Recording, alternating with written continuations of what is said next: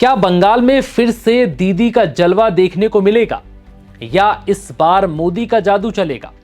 क्यों कहा जा रहा कि इस बार टीएमसी और बीजेपी में कांटे की टक्कर है? क्या बंगाल में आज के बाद टीएमसी का सफाया हो जाएगा या फिर मोदी का सपना चकनाचूर होगा? दरअसल आज पूरे देश की नजर बंगाल चुनाव के नतीजों पर टिकी है। बंगाल की 294 विधानसभा सीटों पर वोटों की गिनती जारी है। सबके दिलों की धड़कन तेज है। किसी को समझ नहीं आ रहा कि इस बार बंगाल में कौन आ रहा है, क्योंकि मुकाबला बेहद दिलचस्प हो चुका है। ममता और मोदी दोनों ही कद्दावर नेता हैं। ये लड़ाई कांटे की है, लेकिन जीत किसकी होगी किसी को कुछ समझ नहीं आ रहा।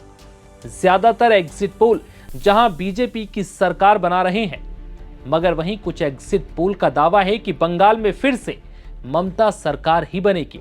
ऐसे में सवाल यही है कि बंगाल में इस बार क्या बदलाव होगा या फिर दीदी का जलवा कायम रहेगा। दरअसल बंगाल में दोनों ही फेज में रिकॉर्ड 90% के पार वोटिंग हुई। बंगाल के इतिहास में ऐसा पहली बार हुआ कि इतनी बड़ी संख्या में लोग वोट डालने के लिए घरों से निकले। इसकी सबसे बड़ी वजहों में एसआईआर भी रहा, क्योंकि बंगाल में एसआईआर के जरिए करीब 80 लाख से ज्यादा वोटर्स के नाम काट दिए गए। बीजेपी का दावा है कि ये वो वोटर्स थे जो या तो मर चुके हैं या फिर जिनका नाम कई बार दर्ज है, या फिर वो जो पूरी तरह से फर्जी है। बीजेपी का दावा है कि इस बार बंगाल में वो 200 से ज्यादा सीट जीत रही है। वहीं ममता की विदाई तय है। हालांकि टीएमसी का दावा है कि बंगाल में बीजेपी को 100 सीटें भी नसीब नहीं होगी। वहीं एग्जिट पोल के मुताबिक इस बार बीजेपी की सरकार बंगाल में बनना तय है। तमाम एग्जिट पोल बंगाल में बीजेपी के पक्ष में आंकड़े दिखा रहे हैं। हालांकि एग्जिट पोल यहां गलत भी साबित हो सकते हैं, क्योंकि पिछली बार भी बंगाल में एग्जिट पोल में बीजेपी की सरकार बनती दिखाई गई थी, लेकिन ऐसा हुआ नहीं। बंगाल में टीएमसी ने जीत हासिल की। वहीं इस बार भी एग्जिट पोल कुछ वैसा ही नजारा दिखा रहे हैं।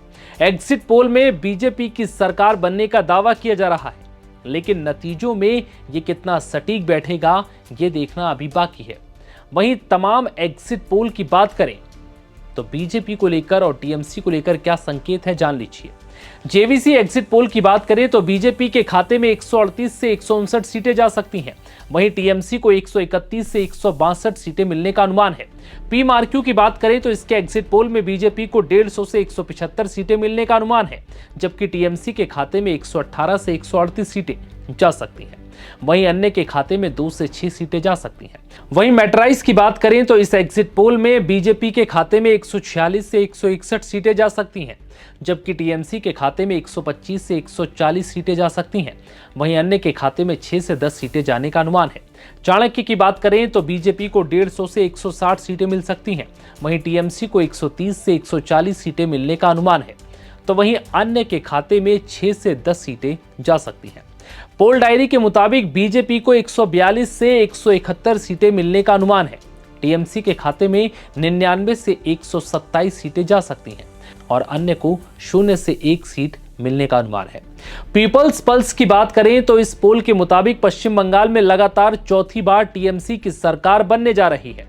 आंकड़ों के मुताबिक बंगाल की 294 विधानसभा सीटों में से टीएमसी के खाते में 177 से 187 सीटें जा सकती हैं, जबकि बीजेपी को 95 से 110 सीटें मिल सकती हैं। वहीं जनमत एग्जिट पोल में टीएमसी के खाते में 195 से 200 सीटें तक जाने की उम्मीद है, जबकि बीजेपी के खाते में सिर्फ 80 से 90 सीटें जा सकती हैं।